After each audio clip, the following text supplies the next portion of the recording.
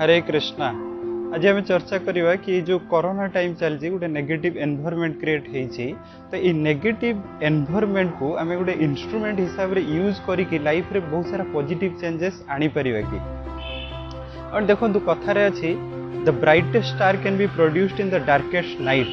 तो जिते जड़े लोक सब खराब परिस्थिति थाए ही तार बेस्ट क्वालिटीटा ही से एक्सप्लोर करें।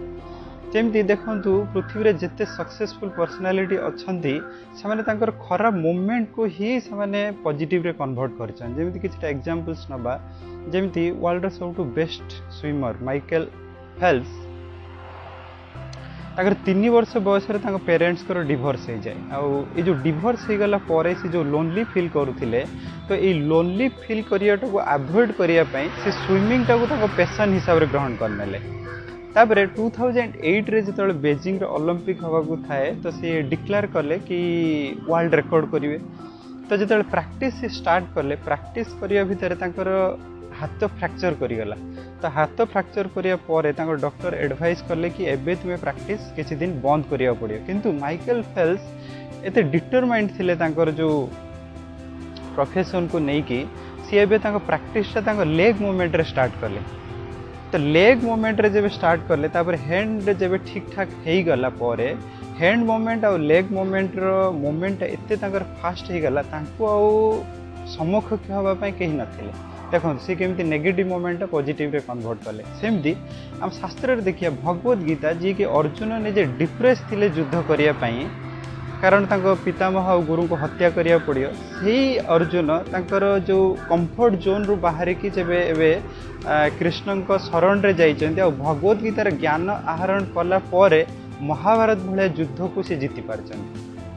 तो भगवत गीता रे भगवान श्री कृष्ण कहते स्वधर्मम निधनम श्रेय परम धर्म भयावह। तेणु समस्ते निज निजर स्वभाव हिसाब से कर्म करिया दरकार। तेणु आम देखो समस्त व्यक्ति पाखे किसी ना कि स्वभाव रही जमी क्या कुकिंग करिया पसंद क्या पेंटिंग करिया पसंद क्या क्राफ्टिंग करिया पसंद क्या पोएट्री लिखापी पसंद क्या स्टोरी राइटिंग रे पसंद। तो जार जो स्वभाव से ही हिसाब से एबे जो आम देखुं लॉकडाउन समय समस्ते घरे अच्छा तो एबे आमर जो स्वभाव से हिसाब आम किसी एक्सप्लोर करें टाइम रे। तापरे आम आउ गोटे एग्जांपल्स देखा जे श्रीमद् भागवतम रे जो परीक्षित महाराज जो अभिशाप मिली जे तक्षक दंशन रे सर्प दंशन रे मृत्युवरण हो 7 दिन भितर एवं परीक्षित महाराज जिज्ञासा करिसेंती जे जड़े व्यक्ति जितेबाला मृत्युर मुखरे अच्छी तार सब गुरुत्वपूर्ण कर्म कौन। तो सुखदेव गोस्वामी एवं तार उत्तर रे कहिसेंती हे परीक्षित जितेबाला जड़े व्यक्ति मृत्युर द्वार देश रे अछंती तांको भगवान कर भक्ति करिया दरकार श्रीमद् भागवतम को श्रवण करी। तेणु श्रीमद् भागवतम को श्रवण करिया परे परीक्षित महाराज जो जन्म मृत्युर जंजाल रो ही कंप्लीट मुक्ति पाई जाइछन्ती।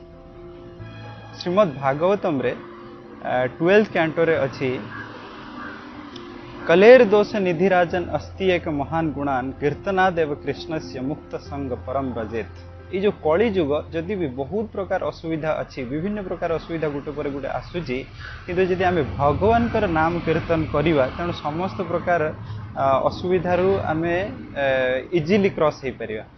तेणु आम ये जो खराब परिस्थिति चली जदि आमर निजर स्वभाव हिसाब से आम कर्म करवा सहित भगवत को श्रवण कर विभिन्न प्रकार ज्ञान आहरण कर सहित भगवान कर नाम कीर्तन कर भगवान कर निकटतर हो पार ताले आम यहाँ को बेस्ट यूटिलाइज करी आम लाइफ रे बहुत सारा चेंजेस आनी पार।